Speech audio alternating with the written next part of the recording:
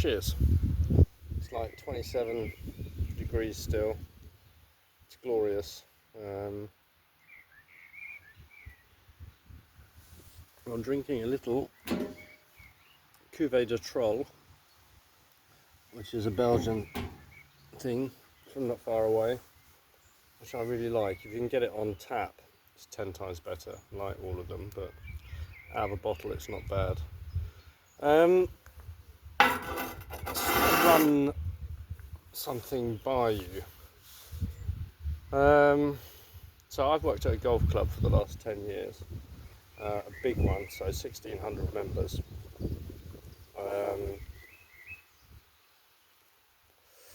And I worked on a small one for a couple of years before that. I was a golfer when I was a kid, sort of between 8 and 12, and then between 12 and 40 I never played at all,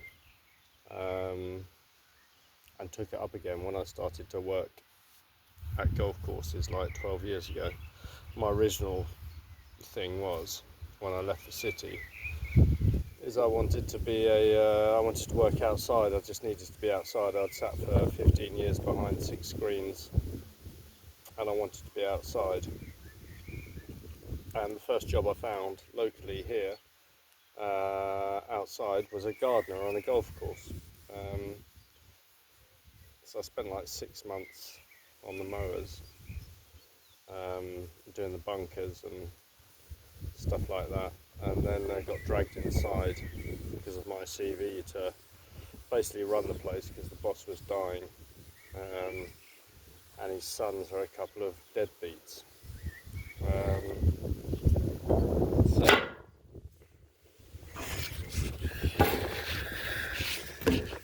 It's windy. So anyway, that's how I got into golf, and I started playing again.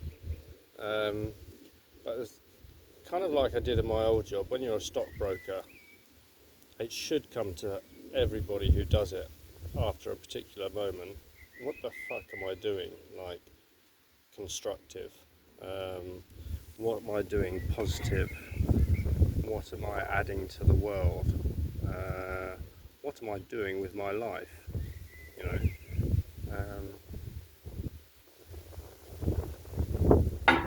Am I going to look back when I'm 80 going, oh, I made a fucking shit ton of money? I mean, what's good about making a shit ton of money? I mean, there's one side to it that in some ways you guarantee them the financial future of your offspring, and they're more comfortable, so you've done your job as a provider.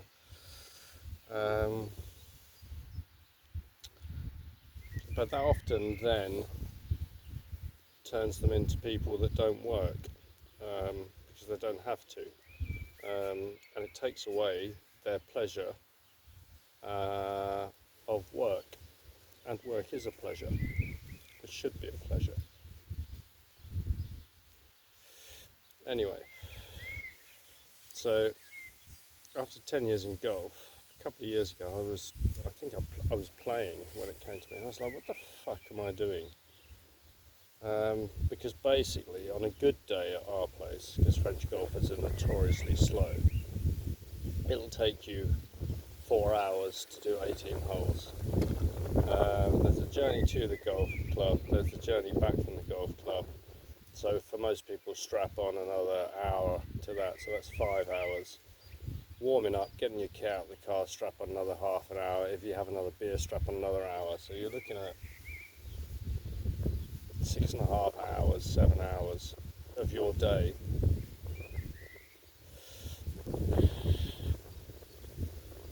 Worst case scenario. Maybe you can skim round in 3.5 hours and you're back home 4 hours later, but you're still spending, we get to the waste bit in a bit, 4 hours of your day trying to hit a little white ball into a hole. And the bottom line of golf is, that is what you're doing You have all these old farts that say, well, it keeps me in shape because I walk 10 kilometres. And yes, you do walk 10 kilometres when you're playing golf. So go and walk 10 kilometres in the countryside, or, you know, if they let golf courses grow up into forests again, there would be a forest. And you could walk 10 kilometres around the forest. And you get to sort your thoughts out a lot more, because you're not trying to hit a little white ball into a hole and trying to dismiss all your thoughts to do it properly.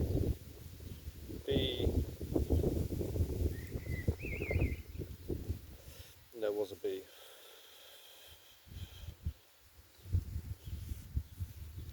You can listen to nature, you can learn things by looking at nature, and you don't get that on a golf course. Yes, it's a natural environment for people that live in towns, because there's a bit of green and there's a few trees. But good golf courses like ours, I mean, the whole thing is to suppress nature. You have to suppress it, otherwise it'd be crazy. I mean, we cut our greens every day from now until October. We cut the fairways twice, 3 times a week from now until October, unless it gets really dry like now and nothing's growing. But we've got fucking Husqvarna robots on our fairways, quite a lot of them, and they're always on the go.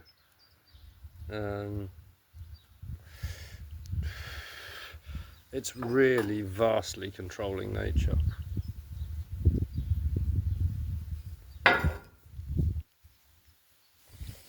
And if you look at the figures of it, so people play, it was in 2017, so it's probably a lot more than that now. But if you globalise the whole thing, the world played like 1.9 billion hours of golf in 2017, so that's probably 2 billion hours now, which is something incredible. Like 66 million days a year are spent trying to hit a little white ball into a hole. And that's just the rounds of golf played, so that's without the practice and the driving to and from the golf course and all of that shit. Yeah, but I want to meet my buddies and have a beer, and so go for a walk with your buddies and have a beer afterwards, or just go to the pub and have a beer, and find something else to do with the 4 hours in between, instead of trying to hit a little white ball into a hole. There is no possible justification for the game of golf at all. It's on my list of things that would be banned in any community that I had any say in. Joining the list, circumcision. Likewise, there's no possible logical argument for it at all. Infant circumcision later in life, if you've got if there's something wrong with your foreskin, then yes. But there's no logical, possible, medical, anything explanation for it at the stage of an infant. So allied to that, religion. I mean, there's no logical explanation for that or justification for it. It's rubbish.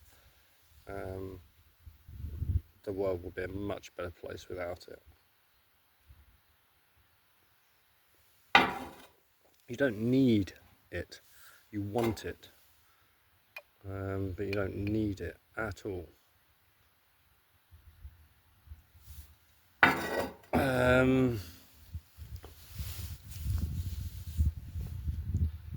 And golf. So circumcision and religion, they kind of go hand in hand. Advertising makes the list as well. There's no logical explanation for advertising at all. There's no need for it.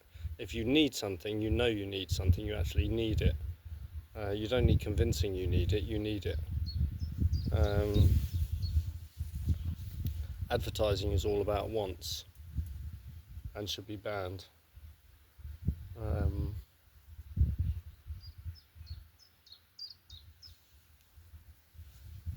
Because wants are extraneous to existence. It should be all about what you need. So I've got to the stage, so over the last couple of years, which is I don't know, maybe it's a timing thing, maybe it's I've been working in the industry too long, and if you work in any industry too long, you suddenly sit there and think, what the fuck am I doing? What am I actually adding to the world? Add to that, I mean, I've spent my 2 career paths in stockbroking and golf, and there's a high percentage of wankers amongst the stockbrokers and golfers.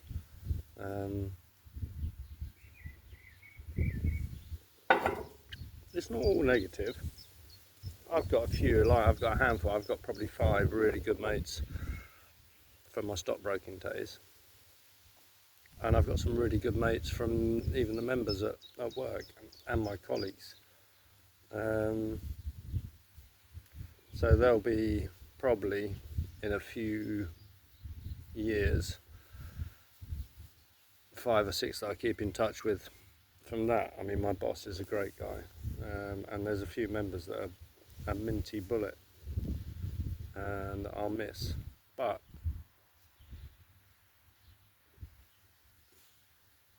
golf, I mean, there is no justification for it. It's just a massive, massive waste of time. And the majority of our members, so like the average age of our membership is 54. So the majority, so nearly the majority are retired. France is all around about 60, 62. And I can't get my head around the fact that they have nothing better to do with their lives to try and hit a little white ball into a hole. I mean, it doesn't add anything to your life. I mean, there's no, I mean, at least me shooting fucking loads of arrows, I am doing it because I want to hunt, and then that will provide meat, and there's a goal. There is no goal to trying to hit a little white ball into a hole. There's no end game. There's no education in there. There's nothing. It is a pure and utter waste of time.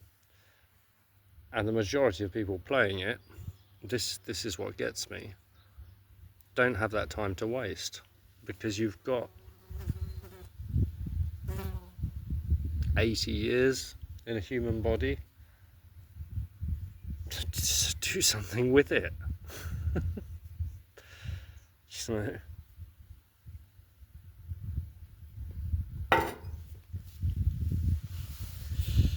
still working on the theory, but there's also I'm trying to graph the decline of Western civilization and the rise of golf. I think there's an argument for it. If you look at places where there are the most golf courses in the world and the places where there are the least golf courses in the world, and look at society around it, it's pretty telling. I mean, California's got fucking loads of golf courses.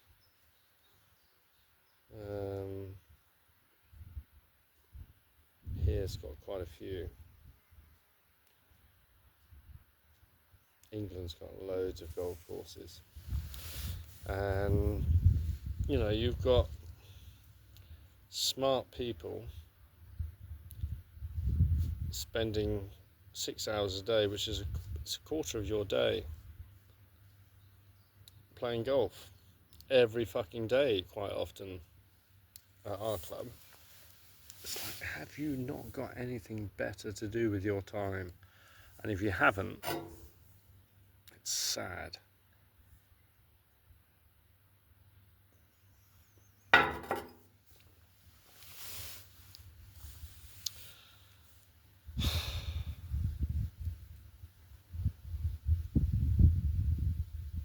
Still working on the theory. I'll write a paper on it one day, and I'll put figures and facts and graphs of the decline of societies and the rise of golf.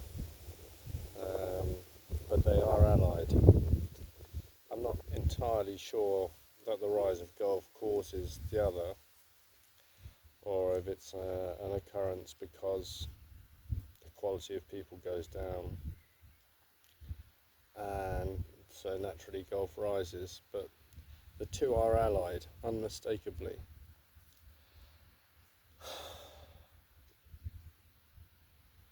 Right, what's that? 16 minutes of blathering